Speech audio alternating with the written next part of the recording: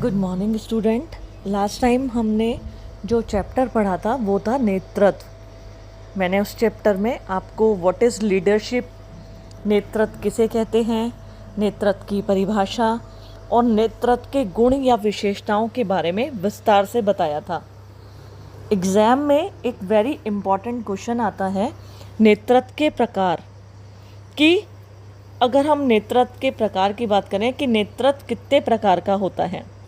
देखिए, इसको भी मैं आपको एक उदाहरण से बताऊंगी कि जैसे प्राचीन काल का जो समय था उसमें राजा महाराजा जो होते थे वो नेतृत्व करते थे। नेतृत्व का जो प्रकार था वो था जो बड़े बड़े राजा महाराजा होते थे और फिर उनसे उनके पुत्रों के बीच उनके उत्तराधिकार का हस्तांतरण होता था, वो पीढ़ी दर पीढ़ी चलता रहता था। लेकिन वर्तमान में यदि हम नेतृत्व की बात करें तो नेतृत्व के जो प्रकार हैं उनको 3 प्रमुख भागों में बांटा गया है। आज हम यहाँ उनके प्रकारों की विस्तार से विवेचना करेंगे। नेतृत्व के प्रथम प्रकार में है प्रजातांत्रिक नेतृत्व, जिसे हम कहते हैं डेमोक्रेटिक लीडरशिप।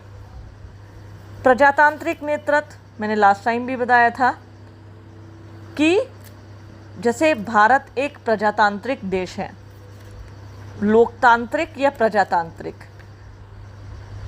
लोकतांत्रिक या प्रजातांत्रिक बोलते हैं जिसमें जो नेता का चुनाव होता है जनता के द्वारा, जनता के बीच में से ही जनता के चुने गए प्रतिनिधियों के माध्यम से होता है।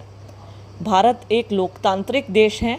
यहाँ पे सरकार कैसे बनती है आप सभी जानते हैं। हम ही लोगों के बीच में से कुछ व्यक्ति उम्मीदवार बनते हैं, हम ही उनको लेकर आते हैं, फिर हमारे वोट के द्वारा वो इलेक्शन जीतते हैं और वो शासन चलाते हैं। जैसे आप देखते हैं अभी 2024 में लोकसभा के इलेक्शन होने वाले हैं। सभी विभिन्न पार्टियां अपने उम्मीदवारों को लेके, उनके प्रचार को लेकर बड़ी गंभीरता पूर्वक जुटी हुई है। तो प्रजातांत्रिक नेतृत्व वह नेतृत्व होता है जो समूह के सदस्यों के साथ समानता का व्यवहार रखते हुए समूह के उद्देश्यों व कार्यों को संपर्क करने के लिए अधिक से अधिक व्यक्तियों का सहयोग प्राप्त करने के लिए प्रयत्न करता है। उसे हम कहते हैं प्रजातांत्रिक। जैसे मैंने अभी भारत का एग्जाम्पल दिया ही है कि प्रजातांत्रिक नेतृत्व में जो नेतृत्व होते हैं वो ऐसी कोशिश करते हैं कि अधिक से अधिक व्यक्तियों का सहयोग उनको प्राप्त हो सके। जो हमारे इलेक्शन होते हैं, लोग घर घर जाकर वोट मांगते हैं, जनता की समस्याओं को समझने का प्रयास करते हैं। इलेक्शन होने के बाद कुछ नेता जो होते हैं वो धरातल से जुड़े होते हैं, हमारी समस्याओं को सुनते हैं, उनको दूर करने का प्रयत्न करते हैं। तो हम क्या करते हैं, उनको पसंद करते हैं, उनको सहयोग करते हैं और हम चाहते हैं कि आगामी इलेक्शन में भी वही जीत कर आए। तो नेतृत्व के जो प्रजातांत्रिक नेतृत्व होता है वो सभी के साथ समानता का व्यवहार रखते हुए ऐसे प्रयास करता है कि जिससे अधिक से अधिक जनता का सहयोग प्राप्त हो सके। वह समझौता, सामंजस्य, सहानुभूति के आधार पर कार्य करता है। वह आदेश न देकर सुझाव देता है। देखिए, जो भी लोकतांत्रिक नेतृत्व होते हैं, चूँकि वो हमारे बीच में से चुनकर आते हैं तो वो पूरी कोशिश करते हैं कि हम आम जन का वो अच्छे से ध्यान रख सकें। इसको मैं तो आपको एक उदाहरण से समझाऊंगी। आपने देखा होगा बहुत सारे नेता, विधायक, लोकसभा के सदस्य जो होते हैं, सांसद जिन्हें हम कहते हैं, ये लोग क्या करते हैं, कभी कभी अस्पतालों में, स्कूलों का औचक निरीक्षण करते हैं। कहीं आपने देखा होगा कि अस्पताल में गए, डॉक्टर अनुपस्थित रहा तो वो उनका स्पष्टीकरण लेते हैं।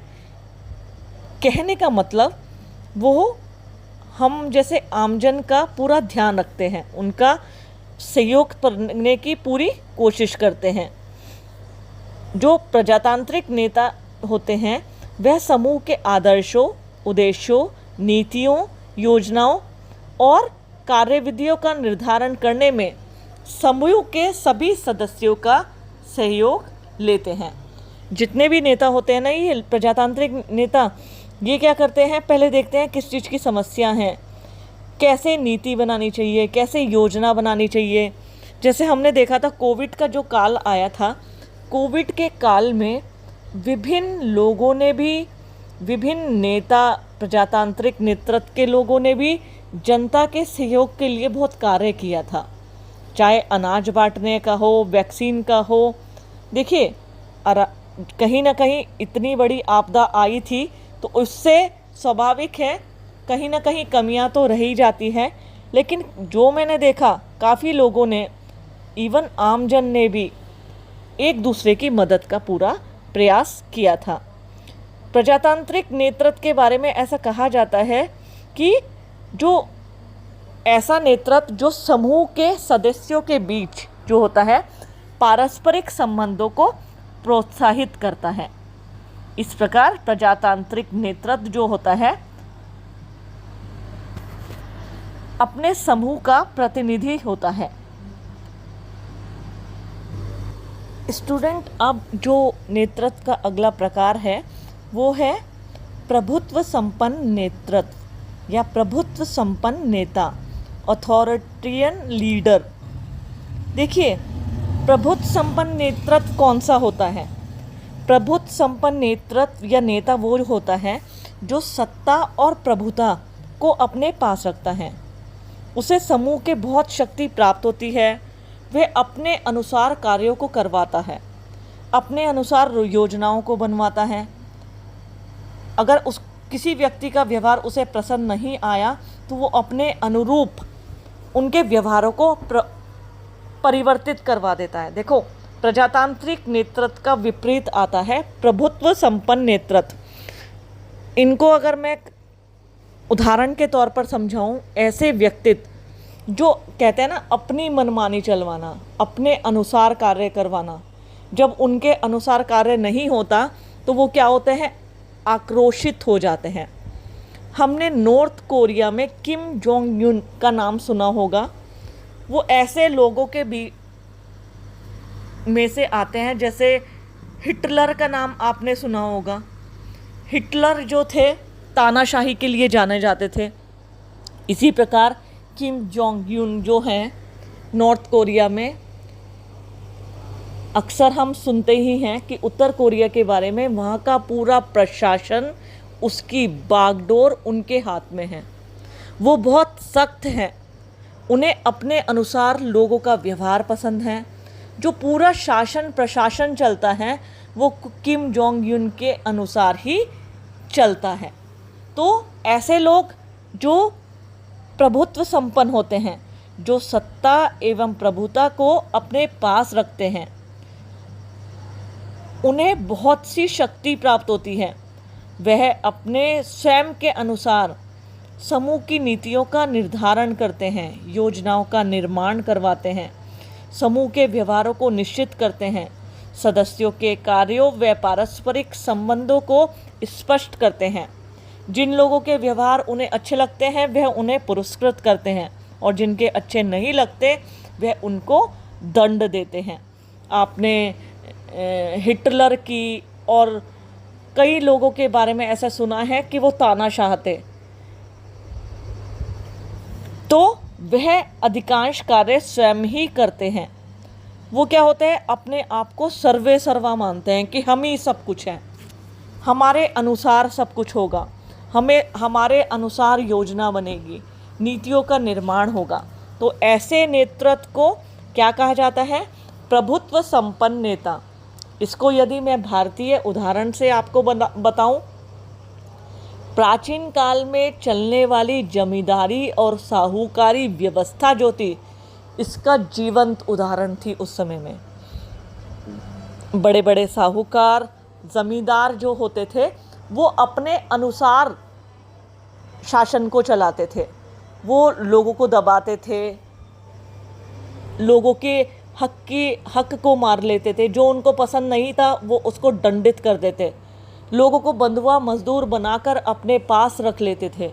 तो नेतृत्व का ऐसा प्रकार जिसमें व्यक्ति अपने पास प्रभुत्व रखता है, शक्ति रखता है, संपत्ति से संपूर्ण होता है, ऐसे अथॉरिटियन लीडर को बोलते हैं प्रभुत्वशाली नेता या प्रभुत्वशाली नेतृत्व। नेतृत्व के अगर अगले प्रकार की बात करें तो नेतृत्व का जो अगला प्रकार है वो है चमत्कारिक नेतृत्व,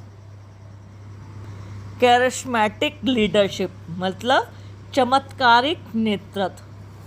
देखिए, हम किन्हीं लोगों से, अगर कहें धार्मिक लोगों से या ऐसे पादरियों से, ऐसे साधु संतों से या ऐसे व्यक्तियों से जिनसे हम प्रभावित होते हैं, हमें ऐसा लगता है कि उनके अंदर कुछ अलौकिक शक्ति है, वो किसी अलौकिक शक्ति या दैवीय शक्ति को अपने पास रखते हैं। ऐसे लीडर को चमत्कारिक नेतृत्व कहा जाता है। अगर आपने को याद हो मदर टेरेसा, देखिए यहाँ मैं एक उदाहरण से आपको बताऊंगी। क्रिश्चियंस में एक परंपरा चली आ रही है,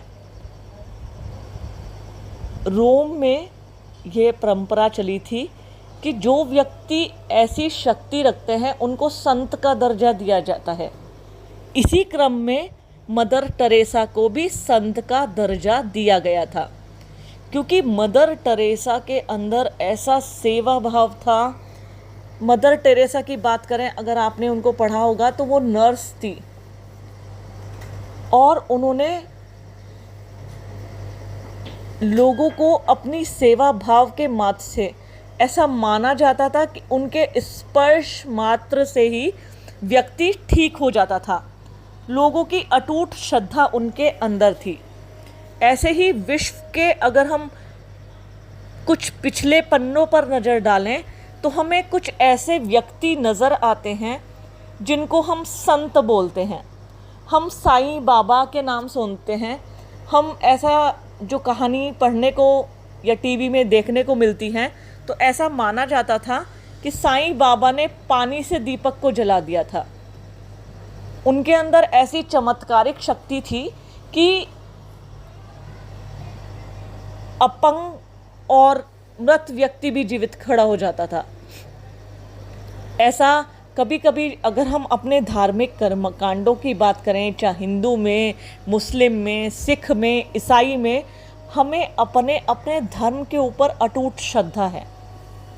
अक्सर आप देखते होंगे हम पूजा पाठ, झाड़ना फूकना, देखिए हम अस्पतालों को भी महत्व देते हैं, डॉक्टर पे भी भरोसा करते हैं, और उसके पैरेलली हम कहीं ना कहीं अपने धर्म और धार्मिक शक्तियों, देवी देवताओं, रीति रिवाजों को भी समानता का महत्व देते हैं।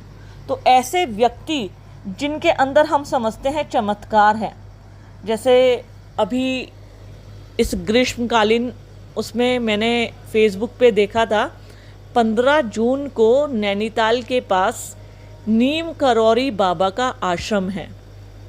ऐसा माना जाता है कि नीम करौरी बाबा के अंदर एक चमत्कारिक शक्ति है या शक्ति थी, और लोगों के अंदर इतनी अटूट आस्था और श्रद्धा है कि लोग दर्शन करने दूर दूर से वहाँ पर पहुँचते हैं।